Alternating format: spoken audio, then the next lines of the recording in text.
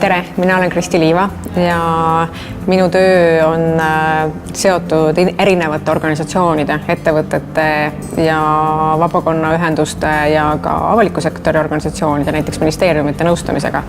Ja see töö, mis ma teen, selle üks suur pealkiri on see, et ma aitan segaduses selgust luua.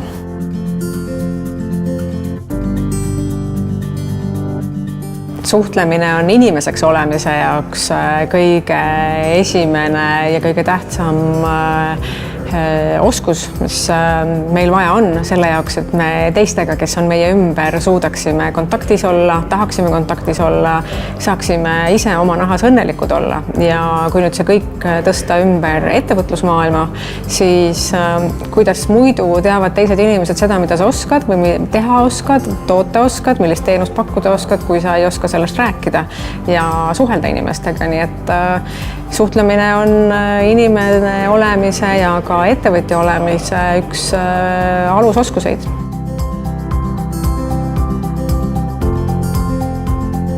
Mis on suhtlemise üks kõige esimesi elemente, on kontakti loomine. Ehk et kõigepealt esimese asjana on sul vaja luua kontakt nende inimestega, kellele sa tahad oma teenust või toodet müüa või inimestega, kelle puhul sa tahad, et nad sinu sõnumit kuuleks. Ehk siis kontakti loomine ja kontakti loomine algab ikka sellest, et tuleb aru saada, mis nende inimestega endiga toimub. Teada saamine, millele need inimesed mõtlevad, mis neile tähtis on, miks neile mingid asjad korda lähevad ja sellest alustada.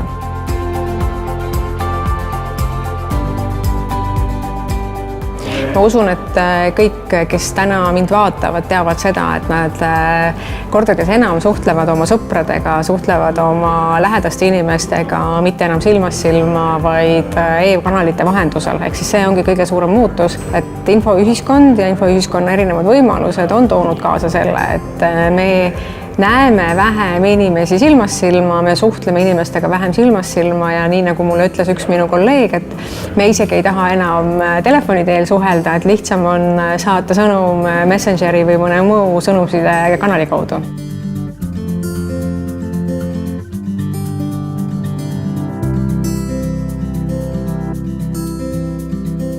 Ma usun, et te kõik olete oma elus olnud vahest konfliktis mõne inimesega. Te olete tahtnud üht, see inimene on tahtnud teist, alates sellest, et ema isa on tahtnud võib-olla midagi sellist, mis teile just parajasti ei sobi või olete oma mõne sõbraga erimeelt olnud ja see, mis sellisel hetkel aset leiab, et kui tüli majja tuleb või omavahel suusad risti lähevad, siis tavaliselt on see seotud sellega, et inimestel on erinevad vajadused. Ehk et mitte inimesed ei lähe konflikti, vaid need vajadused on konfliktis. Ja minu erialases elus, aga ka minu elus sõpradega, kallimatega, pereliikmetega on olnud ikka see õppetund ja kogemus, et kui mina ei suuda väljendada oma vajadusi ja kui ma teen seda niimoodi, et see teist inimest haavab või ründab, siis üldjuhul lähevad asjad vussi. Ja läbirääkimiste puhul on täpselt sama loogika, et selle jaoks, et siis läbirääkimised õnnestuksid, et mõlemale poole tekiks selline lahendus, kus ühest ei sõideta üle, vaid et mõlemad on rahul sellega, mis tulemus on vaja seda, et avatult räägitakse kõigepealt sellest, mis on minu vajadused, mis on sinu vajadused, otsitakse üles see, mis on siis ühisosa nendes vajadustes ja kui see on leitud, siis on üldjuhul võimalik ka kokkuleppele jõuda. Ehk siis nii see konflikti lahendamise mudel kui ka läbirääkimiste mudel on minu peas üks ja sama asi.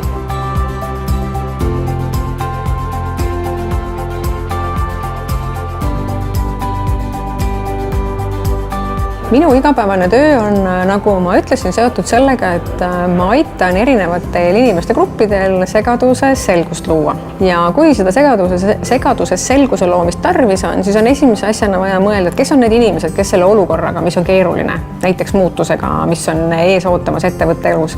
Kes on need inimesed, keda see kõige rohkem puudutab, keda see otseselt puudutab, keda see kaudselt puudutab. Ja see on ka minu õpetus, et kui on vaja mõelda, kes või mis on sihtgrupp, kellega on vaja rääkida, siis mõtle, nii, see on see asi, mis sa rääkida tahad, kellele see otseselt korda läheb, keda see otseselt puudutab, keda see kaudselt puudutab ja kes võiksid sellest hirmul olla, kes võiksid sellest võita, kes võiksid sellest kaotada. Ehk siis need on need kontrollküsimused, mida küsida, kui mõelda sihtrühma peale.